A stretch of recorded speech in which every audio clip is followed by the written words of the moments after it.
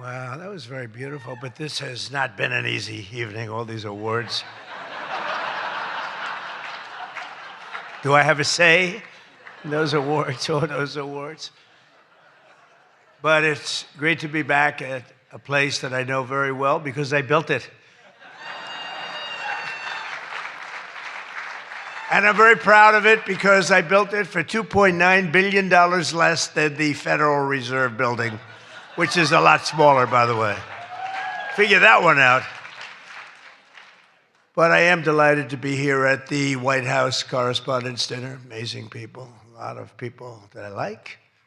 Some I don't like it all. But I respect most of them. I must say that you do a great job, amazing job, and it's an honor. As I said 3 months ago, the show must go on. We were backstage, and we both wanted to just have it go on, whether it was 2 o'clock, 3 o'clock in the morning, it didn't matter. But in the end, it made more sense to do it the way we're doing it.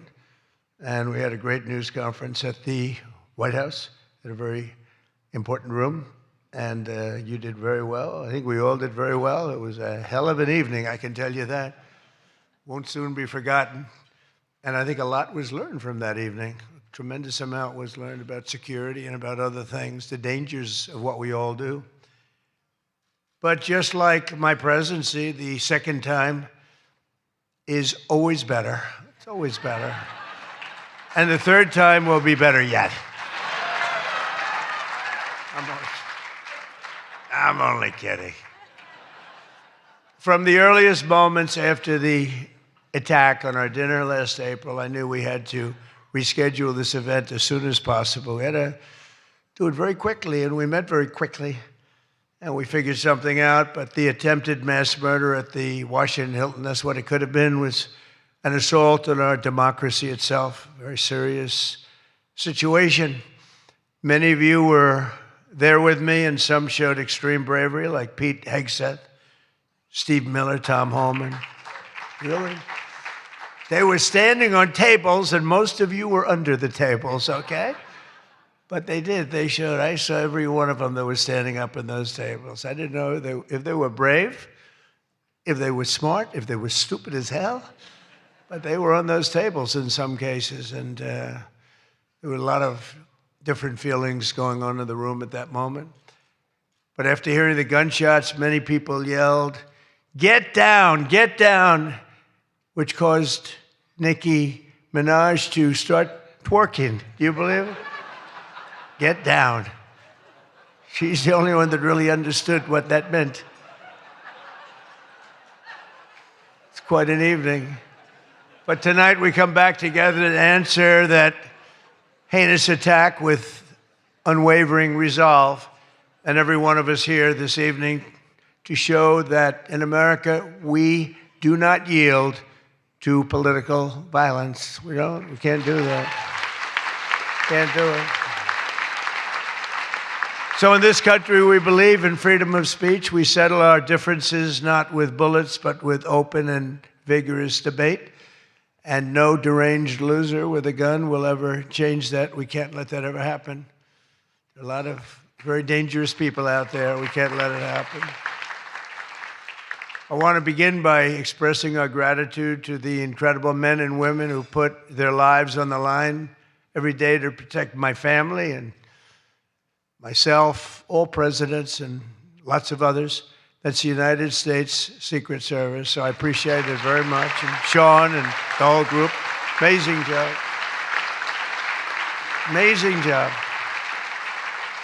In recent months, they've repeatedly responded to threats with speed and professionalism and extraordinary courage, and there is no better example of that than Officer Victor Gonzalez, who we just met. It was amazing. What he did was amazing. When the would-be assassin charged the checkpoint at speed, he was fast. You know, when you looked at that, you had to look at it about 10 times before you really saw what was going on. He was quick. Nasty. The gun made him nasty, actually. But Officer Gonzalez engaged the attacker without hesitation and took a bullet to the chest after his ballistic vest, fortunately, was on, saved his life, and Victor did not even want to go to the hospital for a checkup. We insisted, really, we wanted him to do it. We insisted, but he didn't want to go.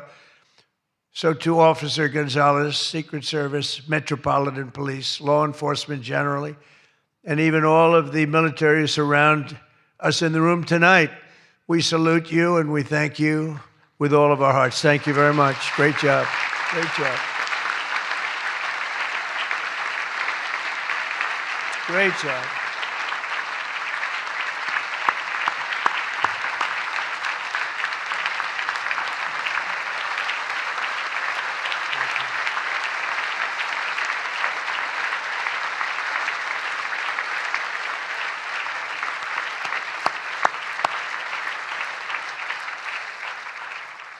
These are great people.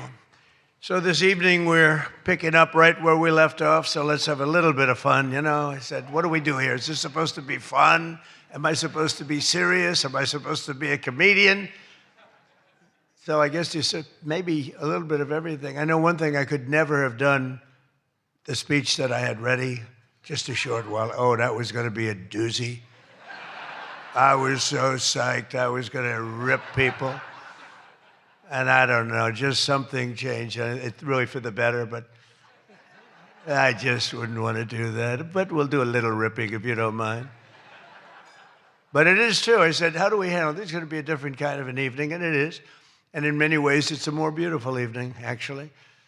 Everyone's looking really good tonight, and I know it was not easy finding shoes to go along with your bulletproof vests, which many people didn't want to wear because they'd rather die than look 20 pounds heavier. You know that, right?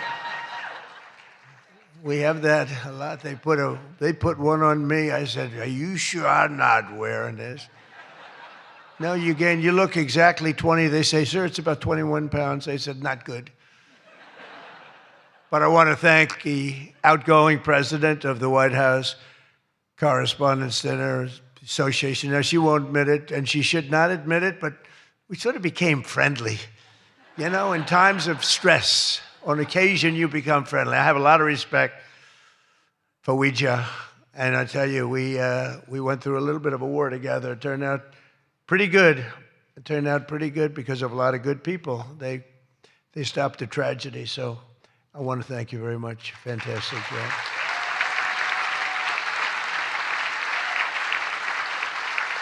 And Ouija worked extremely hard to ensure this dinner was rescheduled. And we want to just thank her family. I just met her parents, her children, her husband. What a perfect family.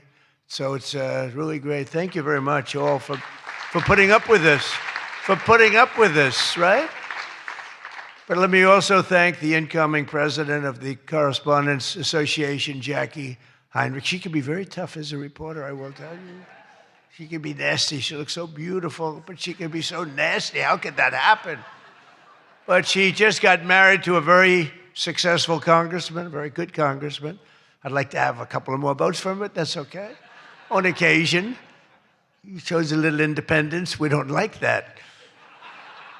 But now he's a very professional guy, and he loves our country. But that's a big thing. I just see what takes place. We're talking about what takes place to be in the position that you're leaving and that Jackie's coming into. And it's a lot of work, a lot of friendships, a lot of talent. And so, Jackie, congratulations.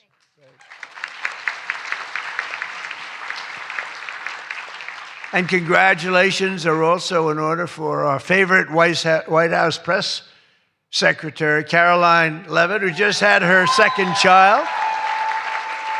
You and your husband. She's great. She's done a fantastic job. We all love her. She's done a fantastic job. She's another one. She can be nasty. But sometimes she has no choice, right? But Caroline may have one of the hardest jobs in the White House. She has to deal with all of you all of the time. And you can be very difficult. You can be very, very difficult people. But I'm probably being a little bit oversensitive. Sometimes I really do think that some of you don't like me. In fact, I read a report, I get 93% negative publicity. 93%. So how the hell did I win the election by so much? Think of it. I don't think that's true. I can't believe it's 93. In the 80s, maybe, but not 93. But this place is really the largest group of Trump derangement syndrome people ever put together at one time, I suspect. But some of you are lucky that our last dinner was cut short because I had brought with me what would possibly have been, I'm telling you, I had something. I was going to go after you. I feel so badly doing this. It's got to be such a letdown. Oh, yay. But your lives were really in danger the last time for an opposite reason. But on the plus side, your careers were saved, and we really do. We have a complete and total. I love the words complete and total. They say, but it means almost the same thing. I said, it doesn't matter when you say it. It's called emphasis. It's called emphasis. But everyone is now really warming up. The new White House military center, drone port, highly protected ballroom. We have our ballroom. The windows are this thick. I said to the people, well, if a bullet hits, what happens? Nothing. Nothing. It bounces right off, sir. This is the greatest bulletproof glass. I said, AK-47. That's supposed to be a big one. I don't know so much about the guns. My sons know a lot. But I said, I know it's big. What would happen? They go up, meaning it can take more. I said, so if I'm making a speech and I hear that pinging sound at a window, what would I do? Sir, leave the room right away, but you're going to be safe. We're building something that's going to be amazing. And in light of what we went through, I think people understand it. It's going to be amazing. A phenomenal, one of the biggest drone ports anywhere in the world, right on the roof, right protecting the White House, not only the ballroom. And what's underneath, is supposed to be a top military secret, what's underneath, but then you get sued as usual, and you have to reveal that you're building this unbelievable situation downstairs with room after room of very complex stuff. It was the military's dream to have it built. I wanted to have a ballroom because for 150 years they wanted it. And then the generals came to see me and they said, sir, you're building something. This gives us an opportunity to do something that will be so unbelievable, never happen again. Because there's very little built under the White House, very hard to build under a very fragile building like that. It's very fragile, it's old, and a little different construction standards, frankly. And this is an opportunity for us to build something very powerful. I said, let's keep it secret. They said, no, we're telling you, sir, let's keep it secret. And then we get sued and we revealed every room, We told the people that did the suing, they're not good people. We told them, we said, you're being very unpatriotic when you bring a suit like this, but it is what it is, but it's moving fast. We're ahead of schedule. We're right on budget. And it's going to be something like, I think, no country has. I just visited China. They have this magnificent room, the Great Room. They call it the Great Room. It's a great room, but what we have is going to blow. There won't be anything like it. It's going to be fantastic. And with all of the things that are going along with it for safety and security of future presidents. I'm only going to be using it for about 6 months, assuming we finish it right on time. I get to use it. Somebody said, he's building it for himself. I'm building it for the future. I use it. Now, had I not gone down 6 or 7 stories, then in that case, I would have been able to get a couple of years out of it. But that was far more complex, what we did downstairs, than what we do upstairs. So we're very proud of it, though. It's going to be amazing. And I think, I was just telling the whole group sitting at the table, we were talking about it. I said, I think, it's White House correspondence, so I don't see any reason why you wouldn't be able to use that. It's going to be very large and very beautiful and very safe, and that's what you need.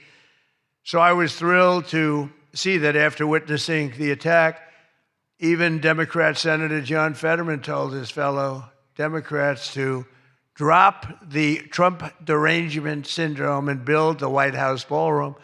But it's much more than that. It's something that you're going to use. I predict that you're going to end up using it, and a lot of people are going to end up using it. They're going to be as safe as you can possibly be. But despite everything that happened at the previous dinner and all of the dangers involved, I'm told that this is still the hottest ticket in town. This ticket to get in tonight because it's a smaller room. It's a beautiful room. It's a luxury room. See those beautiful chandeliers? I can tell you everything about them if you'd like to know. See that beautiful Capitol above? See the beautiful Capitol? See everything, the brass. Those chandeliers are great. I'm looking at them, saying, I wonder if I could, I sold this building. And they're doing a nice job, but they're nice people. But I'll tell you, I'm looking at them saying, I wonder if I could walk out with those chandeliers, because you can't buy them. They're very special. I won't tell you the fact. I won't mention that they're Czech crystal, because I'd like to say everything's made here, but they are Czech crystal. And they are beautiful. And the Waldorf people are doing a really nice job. We're proud of them, actually, because, when I left town, I was a little angry. I was a little bit angry. I was offered a nice price. I said, I'm getting out of that place. And then I said, let's make a comeback. And but I was very proud of this building. This building was hot. Remember the lobby floor? 82,000 feet. For those in the real estate business, 82,000 feet. That's a major floor. That thing was packed every single night. It was packed, mostly Republicans, I would say, but it was packed every single night. It almost brings back memories. But I left town, and I have just had nothing but good experience, and this might be the best experience of all, having all of these incredible people in this room. It's a great feeling, frankly. It's a great feeling. But tonight's event, thank you. Thank you. But tonight's event is even crazier than the last time. In fact, it's so successful that I've been informed by CBS News' David Ellison, who's going to do a fantastic job. He's the owner. He bought it, spent a lot of money, and he's going to make, I think, fantastic changes and keep some of the great stuff going. But that next year they're going to call it the Trump White House Correspondents Center. He told me that, and I like that very much. We're going to change the name of it, okay? Oh, it's going to be so hot, just like our country is hot. We are hot, by the way. But to be honest, it's just about the only way that they're going to ever get me back here. You're going to have to change the name of the dinner. But how's that one going? Not too good. I hope that everyone finally got to enjoy their entire, very delicious beef tenderloins, very special beef. And I want you all to know that Bobby Kennedy, who's right here, personally ran over the cow in his car. Boom. And he cut it up and he brought it here for you to eat tonight, so it's very fresh. And Bobby also suggested an appetizer featuring his favorite cut of male raccoon roadkill. But we drew the line at that, Cheryl. We said, no, we're not going to do that. We're not doing that. We love Bobby. I'll tell you, it is a piece of work. You think it is fun, but he is a very different kind of a person, I will tell you. But he has what it takes, and he's smart, and he loves the country, and he wants people to be made to feel good. You agree with that, Bobby? He wants people to feel good. And he's doing a fantastic job. Thank you, Bobby. Thank you. We can joke all we want, but thank you. A lot's happened since the last time we were all together. Last month, we hosted one of the most incredible sporting events in world history at the White House, the UFC Freedom 250 fight. The UFC fight. When I announced that we're going to build a boxing ring right outside of the front door of the White House, that took a lot of heat. But it turned out that was, they say, about the most viewed fight in history. It was beautiful. So many things happened. It was supposed to rain. We're going to do it the week before, and the weather was beautiful. And the weather came, and it went, and now we came up to Wednesdays. They said, sir, this was on a Sunday night, replacing 60 Minutes, which is nice and unusual, because usually it's Saturday night. And they said, sir, this was from Wednesday on. Tell me about weather, right? Sure, it's going to rain. I think you're going to have to. It's going to be one of the worst storms that we've seen in a long time. It's coming up the coast. It's going to hit you on Sunday night. It's going to be a disaster. I'm saying, can you believe? And you saw the ring we built, Dana White, the great Dana White, and everything. We had the best fighters in the world. Turned out we had the best fights that most people have ever seen, including me. It was just a miracle. But what happened is we're waiting for this rain to come all day long, and it's coming, and it's horrible. And it's 8 o'clock, and we say, I think it hasn't rained yet. I said, maybe we should postpone it an hour. Maybe we should make it the next day. We didn't know what to do. And finally, we just said, let's just have it. and it never rained. It was perfect. In fact, the week before it was 92 degrees. It was nice, but this was like 72 degrees. And the rain was coming, and it came right over the White House, and it was like, thank you very much. It went like this. And other areas were drenched a few miles away. We didn't have a drop of rain. And it was absolutely one of the most incredible things anybody's ever seen. People said it's one of the most incredible nights of their lives. So just remember, before I came along, if you wanted to see someone lose consciousness on the South Lawn of the White House, all you had to do is ask Joe Biden a question. Remember that. Oh, you think I'm kidding. But the big fight was such an amazing success that tonight I'm pleased to announce that we're going to host an even bigger one right in front of the White House. Every Friday night, every Saturday night, we're going to have fights in front of the White House. But we do have something coming and I'm only kidding. You know, the one thing about the press that I learned, don't be sarcastic. Because I'm a very sarcastic person, and I get sarcastic, and most people know that, but you have some bad people that will write it exactly like I say it. And I said I was only kidding. But we are going to have Indy 500. Roger Penske's coming in mid-August, and they're going to have it all throughout Washington, the greatest cars, the greatest drivers in the world. And that's going to be something. Already they have over 350,000 people signed up, going down Pennsylvania Avenue, around the Capitol. And Roger, who's incredible, he won the Indianapolis 500 20 times. Think of it. Germany, Japan, all these countries, they spend billions and billions of dollars trying to win the Indy 500. And Roger wins it. He literally won it 20 times. On the 18th time, I said, you know, that's amazing. I'm going to give him the Presidential Medal of Freedom. And I had him up. And then he won it 2 times after that. The guy's amazing. And he lost the last one by about 6 inches, if anybody watched it. So they're coming here, and it's going to be something really exciting. We have unbelievable events. It's an unbelievable country. And on July 4th, we were over at the mall, and it was raining. It was supposed to be really bad again. And we had 450,000 people show up, and that's a light number. And I was told, sir, we're going to have to cancel the event. This was not good. And it was drizzling a little bit, not raining very hard. And people are calling me. Friends of mine were calling me. And I got a call from Bret Baier. Bret Baier said, it's not raining. I said, where are you? I'm standing at the mall, and I'm waiting to go in the White House. Then others called up. They said the same thing. And I said, you know, this is terrible. But there was lightning. Not big lightning, but you don't have to have big lightning. It takes just a little bit to do some big damage. So they said, everybody must leave. 450,000 people were forced to leave, and they left. And then I said to myself, let me call up and find out what the hell's going on. And I called up, and I spoke to a brilliant young man. He said, don't worry about it, sir. We can do it in a couple of weeks. I said, you can't do it in a couple of weeks. This is the 250th birthday. In 2 weeks, what are we going to do? Say, let's go? We're going to have a redo? No. I said, I'll speak if I have to speak at 3 o'clock in the morning, 2 o'clock, 1 o'clock, I don't care. Call them all back. They're all gone. 450,000, and most of them were in cars. They were heading back to Texas, and it was sad.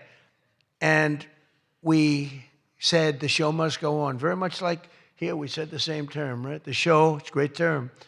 It's true in life. The show has to go on. The show must go on. And I said, the show must go on. I put it out on Truth. The show must go on.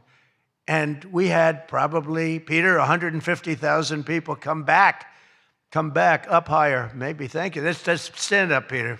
Tell them. More, right? It might have been more, but it was amazing. It was just an amazing crowd. And actually worked out better, a little like this. It worked out better than if we had done it at the normal 7 o'clock, 8 o'clock time. It was incredible. We started speaking at 11 o'clock in the evening, but tremendous numbers of people. Thousands and thousands came roaring back, and it was a great evening. And it was a celebration. And we didn't do it the following day, and we didn't do it 2 weeks later. We did it when we were supposed to do it. It was a fantastic celebration. But I can exclusively reveal to you this evening that for the heaviest of the heavyweights, we will have Sloppy Chris Christie, one of the sloppiest human beings you'll ever meet. Fighting, I would say, I could mention the governor of Chicago, but I'm going to mention instead Jerry Nadler. And they're fighting for a big piece of cheesecake, big fat piece of cheesecake. Who the hell wrote that line? But it is true. And then you have a Congresswoman, Alexandria Ocasio-Cortez, AOC plus 3. That's her 3 friends, right? AOC plus 3, and I watched her give that answer when she was over in Europe. It was not a good answer. If I ever gave that answer, I would be out of politics. Remember, you cannot have a 19-second wait time to answer really a very quite simple question. But we'll then have a rematch against an extreme, simple question on a foreign policy from Munich Security Conference. It was a big security conference, and this was our first time up in terms of that. And we had a sort of little preview, and then Anderson Cooper is going to fight Lawrence O'Donnell. I'm not a fan of Lawrence O'Donnell. I like Anderson, actually, because he's covered me well for many years. Then he went bad as soon as I went for politics. But for years, he loved interviewing. I did so many interviews with him, and he was great. But, you know, he's got a little different persuasion than me in many ways, actually. And Lawrence O'Donnell, never liked him, never thought he had any talent. But he's still making a living, so I can't knock it. But we had a contest for who had the lowest ratings and the lowest IQ on television. And that was actually Don Lemon, I think. You know, when I said that he's the dumbest man on television, I said, you know, when you say some things, you never make a comeback. It's not like, oh, gee, hey, Don, let's have dinner some night. But I know what I'm saying.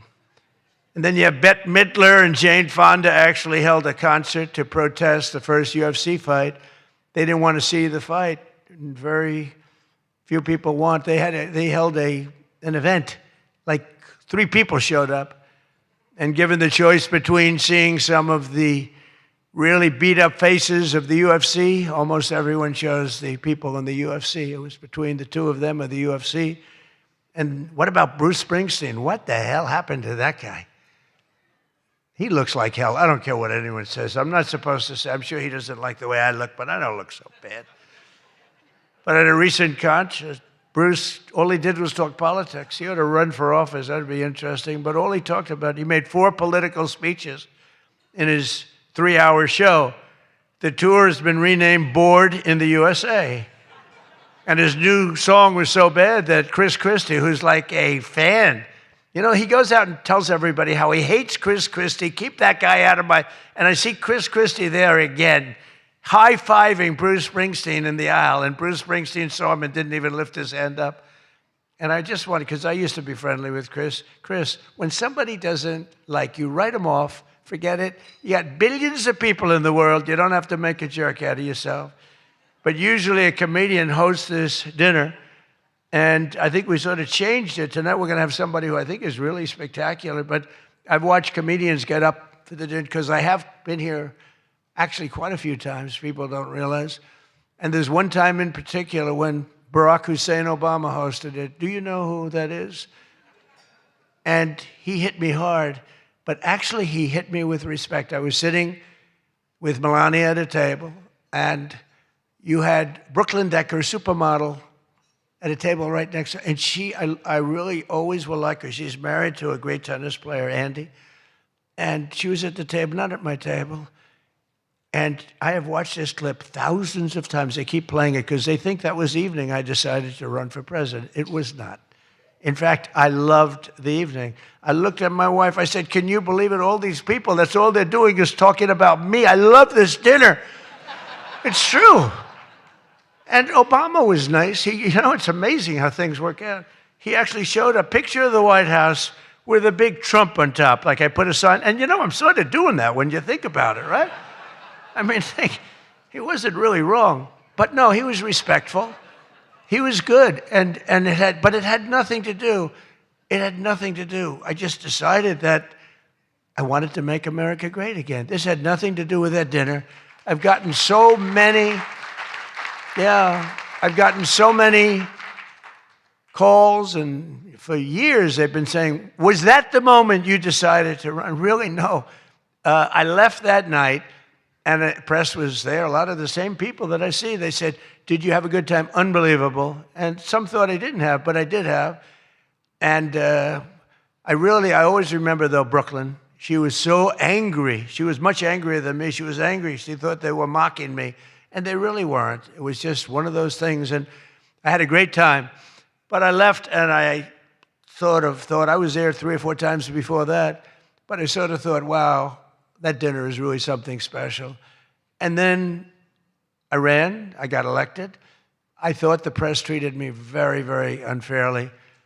And I don't know. I think I made the right decision, because you hate to go where maybe you're not wanted, but they did want me. They wanted me for ratings, and they wanted me for other reasons, but not for love.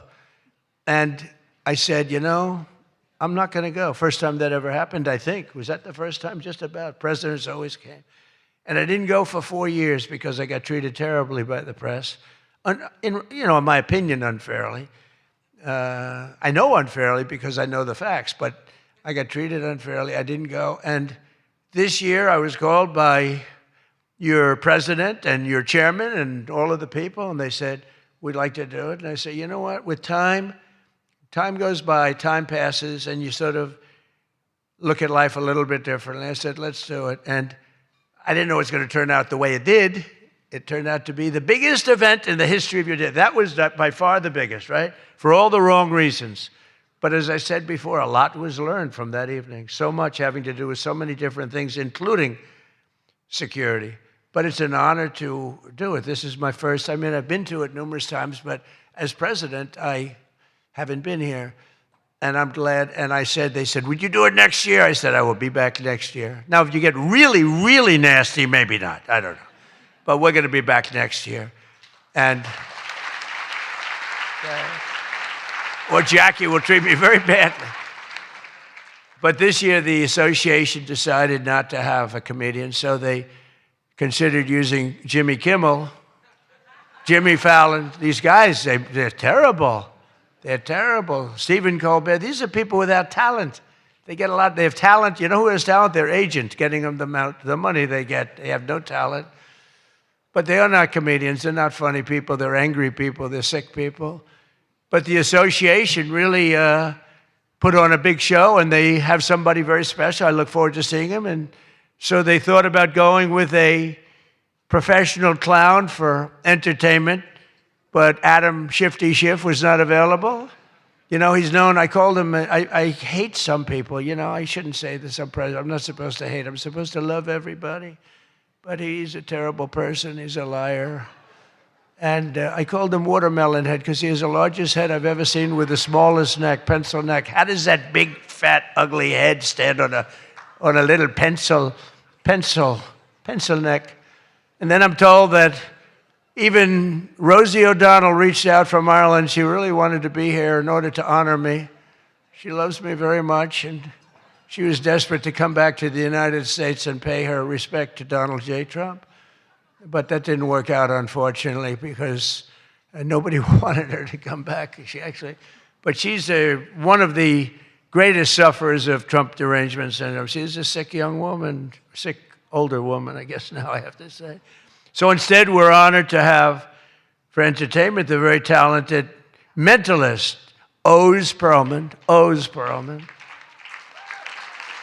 And everybody, they said, are you going to stay? I said, yeah, I'll stay. I think I'll stay. What the hell else am I going to do? I've got Iran, I've got this, I've got that, which is all going extremely well. Don't believe the fake news.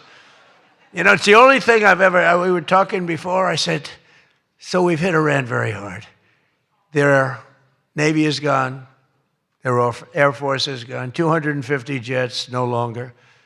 159 boats, good boats. In fact, I said, why the hell didn't we keep them? We could have used them. But 159 boats, all at the bottom of the sea. They have no radar. They have very few drones left, despite what you see. And every once in a while, they're going to set some things up, but they don't have much left. And by the way, they are talking to us right now. They'd love to make a deal. I don't think they're ready to. I don't think it's time yet, but I'm willing to listen. But they cannot have a nuclear weapon. We don't want to see Washington, D.C., or any of our cities, or Israel, or frankly, the Middle East, destroyed with a nuclear weapon, because I know the power of nuclear weapons. I see it. I get to see it. We're not going to let that happen. So this is all about, we will not let them have a nuclear weapon. And they would use it. They would use it if they had it. But Oz, I do have one question about what happened that time, because he was there. How the hell did you not see that coming? He sees everything. He sees everything. He's telling me about your grandmother and your this. Why the hell didn't you? We got to ask him that question when he gets up here. Why didn't he see that coming?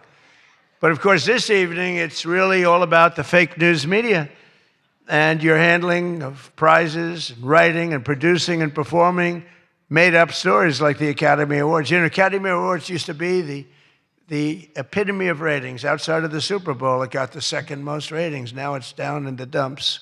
Nobody wants to watch it anymore because they took on Trump. They hit me all night long. They hit me. The winner is so-and-so. I want to talk about Donald Trump. I hate this man. Nobody wants to hear this stuff. Right, Peter? Nobody wants to hear. You ever see the ratings? They used to have 48 million people. Now they have 2 people watching. But they'll learn their lesson. But I want to personally congratulate CNN's Caitlin Collins on receiving her award. It was all about me. It's a fake. She shouldn't get the award. It was a fake. But I didn't mind. I said, Caitlin, congratulations. But it was fake. There's no question about it. But she's a young, attractive woman. She never smiles. I said, Caitlin, do you ever smile? Smile. You have a nice position. You're at CNN Fake News. You should be a happy person. So smile, Caitlin. Just smile. But we attack, and I thought Caitlin had really made it big with a major new sponsorship, but then I informed her that it wasn't her on the Bud Light can. It was Dylan Mulvaney. And Dylan Mulvaney cost Bud Light $35 billion in market cap. That was the worst commercial ever made, by the way, for those few people that want to hear that. Most people don't care, but I would. I wouldn't want to hire Dylan anytime soon. Think of it, they hired Dylan Mulvaney, and their market cap has gone down by $35 billion. Who wrote that commercial? And then you have writer Josh Dorsey. He also received, he's been killing me for years. No, he's been, and yet tonight he shakes my hand, he hugs me, everything nice. He kills me. Josh is amazing. He writes more stories than any human being. There's nobody that writes more than Josh. He'll write 4 stories about me a day, all different subjects. I mean, I had the other day 3 stories, and one on the, he was upset about this. 1 was on page 7, 3 were on page 1. They were all written by Josh. But he's hit the big time, and he's a workhorse, and yet he's almost unhirable. You know, he's just one of these guys. Wall Street Journal's lucky to have him, but you really, it's unbelievable. He's almost unhirable. CNN is also here, and I'm very disappointed they didn't bring Fake Tapper, because he's had a rough couple of years, Fake has. You know, he calls me up every once in a while. If I pick it up, I pick up my phone. I used to go to this young lady, I'd say, any calls from the press? No, sir. I said, oh, now I'm the President of the United States, right? I'd say to Stephen Chung, is Stephen here someplace? Where's Stephen? He's one of the toughest human beings I've ever met. Don't ever wrestle Stephen, you'll be in big trouble. But I say, Stephen, let me ask you, did the press call? No, sir. You know, when I was a developer, I'd get a call every half an hour. For whatever reason, I always got disproportionate press. So I said, Stephen, nobody called? No, sir. 2 hours later, I say, hi, Steve, how are we doing? Everything good? Anybody call? No, sir, no press calls. I say, I'm president. Nope, they never call. So this went on for about a week. I'd say, Caroline, did the press call? No, sir, no calls. I said, nothing. It's over a week. I haven't received a call. So I said, you know what I'll do? I'm going to give the press my phone number. That was the stupidest thing I ever did. I'm getting a call every 3.7 minutes. Stephen, I don't know where the hell you've been, but the press calls, I'm getting calls, ring, ring. I was with somebody today. They said, I've never heard a phone ring as much as it's fresh. Now, I look at the thing and usually just delete, delete, delete. Every once in a while, it'll be one of the people in this room that I like, and I'll pick it up. Like this one right here calls me on occasion, right? she'll call me and she says, hello, sir. How are you? We want to talk about some horrible subject, like a horrible, depressing subject. I say, Jackie, I don't want to talk about it. Congratulations, however, on your new marriage. But I don't want to talk about it. But it's true. And people call me now. And so for weeks I go, no calls. And I learned then that both of them, they feel that I'm doing a great job. And they feel I'm above it all. And that no person, hundreds of people call no person, is good enough to talk to Trump. And so we don't even bother telling you. That's not the way it works, Caroline. You have to let me know, because sometimes I do like to speak to the press. But now I have the best system I've ever had. It rings, and just so you understand, you're much better at putting your name. Because if there's no name, I just can't do that. You know, I pick up every once in a while. Hello, I'm from Reno, Nevada. We're a startup paper. We're calling us the Reno Express. I said, do you believe I'm the president of the United States? Mr. President, could I have your views on Iran? And I just hang up. No, I get the craziest calls. I mean, some of them, my wife said, I can't believe you do this. This is a hell of a way to live. But sometimes they get calls from very important. Sometimes I can straighten out stories that are going to be fake, and I can make them from a fake story to a good story. I always find that when you don't speak to the press, you always get a bad story. When you do speak to the press, you have a shot at getting a good story. Oh, look.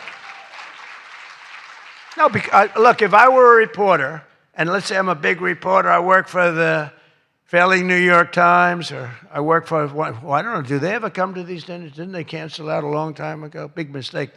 They should be here. But I get a call. I've always found that, you know, speaking to them, you just do better. You do better when you can, when you have the time. You speak to the reporter. You treat the reporter with respect. Sometimes now there are reporters where it doesn't matter. You can be so nice to them, it doesn't matter. You get treated unfairly. But you have a lot of great reporters where when you speak to them, you can get your point across, and that's a good thing. But some people say that Jake Tapper is a great investigative reporter in D.C., and that's why after moderating our debate, it only took him 1 year to break the story that Joe Biden might possibly have suffered from cognitive decline. It took him 1 year. He wrote a book about how great he was mentally, not too good. And I don't like Biden because Biden was very unfair to a lot of people. But Jill Biden insists that Joe would have beaten me in 2024, even though he was way down. She said he was way behind in the polls because he was seriously ahead. She felt he was going to win because he was seriously ahead on deceased voters. He was leading in the deceased crowd, and there were a lot of them. You're finding out there's a lot of them. Look at the numbers that just came out yesterday.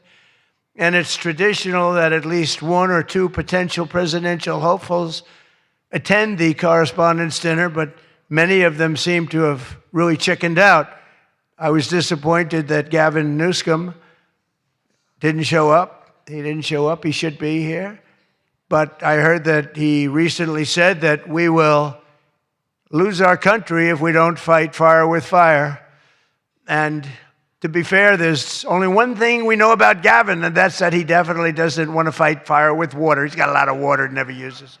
What a disaster. That should have never happened. But Gavin Newsom recently did a career-threatening, one of the worst interviews I've ever seen, where he said that he can't read a speech. He's incapable of reading a speech. He's a low IQ person. He's smarter, however, than all of the people in the room. And then he gets sued for being a racist, okay, when he said that. But he basically said he has various mental incapacities. He has difficulty in various other ailments mentally. And I'm looking at him saying, this is the worst interview. I'm watching this interview. I said, this is the worst interview I've ever seen given by a professional politician. I've been watching politicians for a long time, mostly on the previous side, because I haven't been doing this too long. How am I doing? Not bad for the number of minutes spent. Not bad. But with Gavin, so he said that all these things, and I said, anybody running against him, all they have to do is take that one interview and you can't lose. I actually put out a statement that Gavin Newsom has come out and said he will not be running for president because nobody can say what he said about himself and survive. Newsom was in big trouble when he openly admitted that Kamala was smarter than him. She said, Kamala, is smarter. If Kamala is smarter than someone, you don't want that person to be president of the United States of America. Between California's policies of enabling wildfires, paying drug addicts to be homeless, giving free sex changes to illegals, and telling rich people they're going to take away, all of your money is going to be taken away. People are fleeing, and they're fleeing in droves. We can't have that in this country. It's becoming such a horrible and dangerous location that Ilhan Omar, one of my favorites, and her brother are thinking about moving together, very much in love. A video has surfaced recently of Ilhan giving a speech referring to World War II as World War XI. And they asked her about that. She thought she got it right. But I'm not surprised, because she's a low IQ person. And she's also a very dishonest person. And she ought to get the hell out of our country. She shouldn't be here. She shouldn't be in our country. She also calls her brother husband number one. Omar is reportedly being investigated for fraud. She revised her net worth. I was shocked to see that she was worth much more than $30 million. And then when the press got on her, she revised it slightly downward to less than 18,000. So she went from much more than 30 million to 18,000. And I know Democrats, and the word Democrat is something that's come into fashion. I changed the E with a U, and most people don't know that dumb has a B, so we don't have to worry about that. It's very quiet. I thought it was quite good, but I haven't gotten much credit for that. Fake news, good. Pocahontas, good. I won't say Lion Ted because he's on my side. I don't talk about past conquests, but we have a lot of them. I won't talk about it. They got a whole table full of Republicans there. They're saying, no, don't mention my frickin' name, will you please? But we've had a lot of good names. But the Democrats are there to destroy wealth, and honestly, they've gone absolutely crazy. Gavin Newsom's not only a man who really wants to run for president, he's doing a bad job running a state. You can't have somebody like a J.B. Pritzker, who I understand is not present, sadly, but some people say, never use the fat word. And I don't. I would never call anybody fat. I have my own problems. It's not like I'm perfect. Sir, in the back, don't call him a fat pig, okay? I'm sticking up for him. Don't call him you. You can't do that, sir. You can't call J.B. Pritzker a fat pig, please. All right? Thank you very much. I appreciate it. Everyone's trying to figure out, who is that guy? Does he exist? But the nice part is when you do that, the press can't get you, because I'm defending a man who obviously has a problem. Actually, he's lost a lot of weight. I saw him recently. He lost quite a bit of weight. I don't know what the hell. He's got no chance, believe me. Anything he does, the family threw him out of the business. A number of other potential Democrat contenders sadly refused to show up tonight. We invited Elizabeth Pocahontas Warren. She's referred to Pocahontas because, in fact, I had to apologize. People came up and they said, we want you to apologize to Elizabeth Warren for calling her Pocahontas. And I ended up apologizing to the real Pocahontas. But Elizabeth Warren was supposedly of Indian heritage. And then she took the test, and she only had 1,024th Native American. And I said, you know what? I think I'm more of an Indian than she is. So this is what we have to deal with. But Senator Warren did not accept our invitation to debate. I wanted to debate her on various and sundry things, and she decided not to do it. And I decided to bury the hatchet. It doesn't matter. And I'm not going to say this next one. Do you want to hear this one? How bad? She wasn't high up on her totem pole. Who the hell wrote that? No, she's bad news. I wanted to make sure that Jack Smith, deranged Jack Smith, remember he went after me for about 2 years? How did he do? Not too good. I'm in the White House, and he's not doing as well. I was going to say he's in a different kind of a house, but he's a deranged human being. He's a bad prosecutor. Prosecutors are very important. A great prosecutor, a fair prosecutor, but that's the great prosecutors, the ones that are fair. They're very important to a country, but this guy was a deranged lunatic.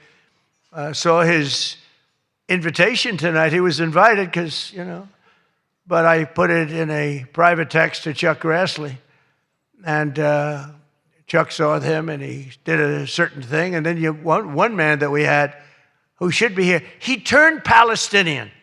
This was a man who was 100% for Israel. 100%. Chuck Schumer, crying Chuck. Remember, he cried at the airport over illegal immigrants. They were the fakest tears. There were people throwing water in his face.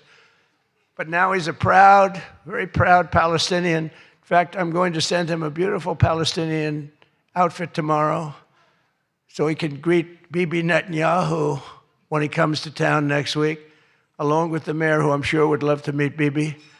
They're not treating Bibi too well, but Chuck wanted to join us tonight, but he didn't want to be violating many parts of the Palestinian rules, regulations, and certainly he didn't want to violate Sharia law, his new founding. And all joking aside, I do think we need term limits in Congress. I think term limits are very important because I see what's happening. I see what's happening. The other day, a senator I knew got a text, a great guy, from his wife. And she said, when you get home, I want to have you immediately come up the stairs and make love to me. And he said, I can't do both. You know what? In other words, can't go up the stairs and make love. Does anybody get that? Well, I thought that was actually pretty good. That was actually the only thing I thought was good in this whole frickin' stupid speech that they wrote. That was the only good one, and that went down with not exactly great laughter. I think, in other words, you can't go up the stairs and make love, too, So we're looking for term limits. Does anybody understand this stuff? But I really do wonder whether the Democrats are trying to lose the midterms. In Maine, they nominated a guy with a Nazi tattoo. But don't worry, Democrats. Word is that Plattner's replacement, he throws bottles at women. This guy throws bottles. This guy's another lunatic, by the way. Although I think Plattner might have done surprisingly well because we're in the age of Trump. Call it what you want. People can do well today. Plattner, I don't know. But, people don't have the guts to stick it out, but it looked like he was guilty of a lot of stuff. He certainly didn't defend himself very well. In Texas, the Democrats are running a candidate named James Telefrico, who hates guns, hates oil, hates sex, hates women, and who said he is, quote, a Christian who hates Christianity. Other than that, I think his platform is quite good. And that means that he's not going to do very well against Ken Paxton, who hopefully in Texas is going to win. But Telefrico, he's Alfred. You know what he looks like to me? Alfred E. Newman. Do you remember Alfred E. Newman, Mad Magazine? I said, that guy is Alfred E. Newman. Can't imagine he'd win. Well, I have all of the press here in one place. I have to say that we're having an amazing load of accomplishments that the media never talks about. For example, under my administration, a once feared and powerful regime that relentlessly attacked America has finally been toppled. Their former leaders have been removed, and they're now being run by a gay dictator facing internal divisions. But I, for one, wish Barry Weiss all the best at CBS News. She's a wonderful woman. Most of the press lives here in Washington, D.C., and you should be thankful for me for what my administration and I have done to make our nation's capital, which was one of the most dangerous and unsafe cities anywhere in the world, one of the safest cities in the United States. Crime is down 88%, and our capital is shining again with 62 monuments, statues, water fountains looking more beautiful. The graffiti's all gone. The tents are all moved out of the parks. The fences are all done. Our capital looks like it's really in good shape. And people coming here, people in the White House, they work in the White House, they all say, young women, young guys walk up, they say, thank you, sir. 2 years ago, we lived in a dangerous city. We lived in a city where 150 people were killed a year. And now we have almost a crime-free city. Our National Guard has done an incredible job, and we've removed over 5,000 career criminals. We removed, there's one stat, I think it's a great stat. It's to me, it's fantastic. 2% of the people create 91% of the crime. That's something you can fix, and we fix it. We moved out over 5,000 career criminals out of Washington, D.C., and we have the greatest capital in the world. Again, it's beautiful, it's thriving, the restaurants are thriving. You couldn't get into a restaurant because they didn't have, all the restaurants were closing. And if you even got in, you felt unsafe. People were getting into Ubers and they were being attacked when they were in an Uber. It's not happening anymore. We have tough, smart people, and they have done a fantastic job. Washington, D.C. is safe again. You can't get into a restaurant. The restaurants are opening up. They're opening up all over the city. They can't get, it's the exact opposite. They can't get space. But mostly I've given up on you in the media so that now I just gave up on you and I'm number one on TikTok. Did you see that I'm number one, Stephen? Is that true? I'm number one on TikTok. So how can they be so bad? 520, think of this, 425 billion views. Can you believe that, Peter? I mean, let's go, Peter. I gave up on you people. I gave up on traditional press. And it obviously worked because we did win in a landslide. I mean, somebody's got to be saying something good about me. But TikTok, good old TikTok, and I was able to get it sold to a group of very wealthy people, mostly Americans. I was told President Xi, who's a man that I get along with very well, he was a hard no for the sale of TikTok. They all said he's a hard no. I said, well, let's call, put your group together. They put it together, billions, hundreds of billions of dollars. I called up President Xi. I said, President, look, these are American people. They're wonderful people. In fact, one of them happens to own CBS, actually. I mentioned his name. I said, these are wonderful people, and it'll be a good thing. Does it mean anything, President? It's nothing. It's nothing. They love your country. We'd love to see you approve the deal. And he goes, all right. That was it. It was done. And we sold TikTok. And he's a friend of mine. And he's not contributing to problems like other people contribute to problems. So we get along.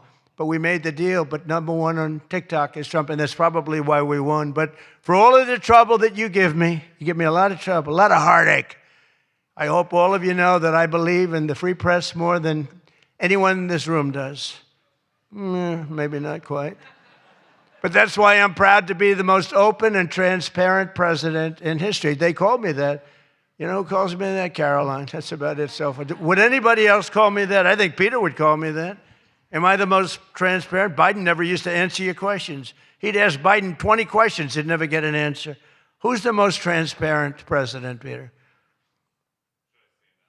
Who? I look at him. It's the first time he's tongue-tied.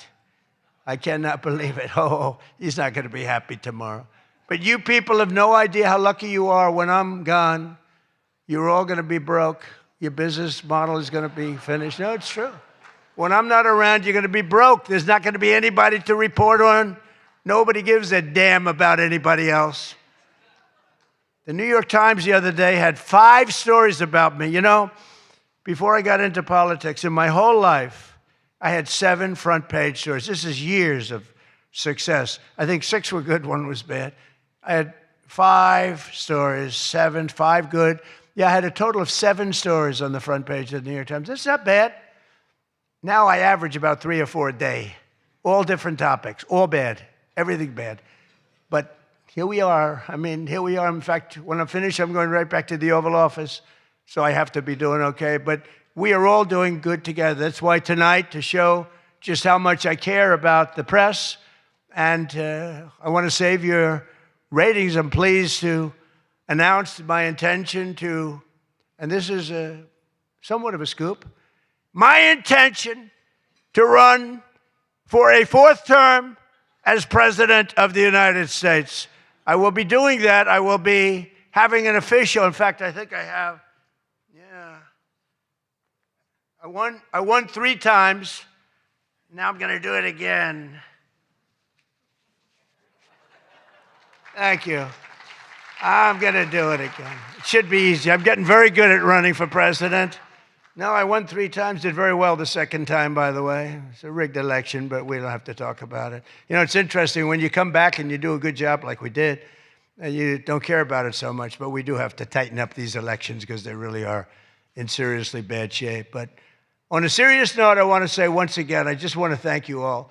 It's been an interesting evening. I didn't really know what to expect, and it's far worse than I actually thought, but if you want to know that. But I didn't know exactly what to expect, and I've made a lot of friends tonight. I've made a lot of good friends tonight, probably made some enemies also, but it's been an experience that is something that we've all shared together, because we're all in this room tonight because most of us went through a period of trauma from just a short while ago. And, you know, some people said they wanted to come, but they were afraid to come, and you people weren't afraid to come. There were a lot of people that said, Jackie, they don't really, you know, they didn't have the courage to come. And we don't want that to happen. And I'm sure it's not going to happen. We're going to do things. Again, I want to thank our law enforcement, keeps us safe. All law enforcement. We have the greatest people on earth. You know, we had, 2 years ago, we had the worst record of recruitment in, as an example, the military, Army, Navy, Air Force, Marines, the Coast Guard, Space Force. I love Space Force. Look at all that shooting we're able to do from space. That was my baby. But all of the branches of, you couldn't get people to join. This was 2 years ago. And last week, you probably saw, some of you wrote the story, we have the single best recruiting of people into our armed forces than we have ever had in the history of our country. They are brimming over with great people. And that's a big statement. And that also goes for the police departments, where they were having a tremendous problem recruiting. You can't get into a police department now. If you're looking for a job, it's very tough. And that also includes our great fire departments, because people forget about them. They're unbelievable, the job they do. So I just want to thank you. Look, we're on the cusp of something big, and I call it, and this, I'm being very serious when I say this, that this is the golden age of America. We have $19.2 trillion being spent in our country. A record was China. I think it was 10 years ago, 3 trillion. Trillion is a lot. 4 years, they went less than 1 trillion under Biden. And we have 19.2 trillion. And this is a period of actually 13 months, not even current, because we're here a little bit longer than that. But that was as of reporting dates. $19.2 trillion is being spent. Factories are coming. Toyota just announced they're going to be building the biggest car plant in the world. They're leaving Mexico. They're coming here. Tariffs did that. Tariffs did that. And maybe November 5th did that too, the election. But our country is doing things that nobody's ever seen before. And it is true. We were, and you've heard me say this, we were a dead country 2 years ago. Other leaders would see me and they'd say it's a miracle. President Xi told me that a few weeks ago in China, and he's coming here on September, I think, 24th, coming in September, the end of September, going to be exciting. But he said the same thing. The King of Saudi Arabia said it. Everyone said almost the same words. We thought you were a dead country. We never thought you had a chance. You were never going to make it back. And in a period of 1 year, you made it the hottest country anywhere in the world. We all did that together. It's not me. We all did it together. And we do. We have the hottest country anywhere in the world, and we're going to keep it going. And I just want to say, it is the room. I have tremendous respect for the people in this room. Sometimes I don't feel you treat me fair. Or maybe you do. I don't know. I don't feel that. But sometimes you treat me very fairly. And I have a lot of respect for your profession. Your profession's amazing. And I just want to thank you for having me. And it's been fun. And I've met a lot of great people. And, you know, I used an expression. I've used it right from the beginning. I did this for one reason, to make America great again. And that's what's happening right before your very eyes. We have made America great again. It's going to get a lot greater. So thank you all very much. It's an honor to be with you. Thank you. Thank you very much.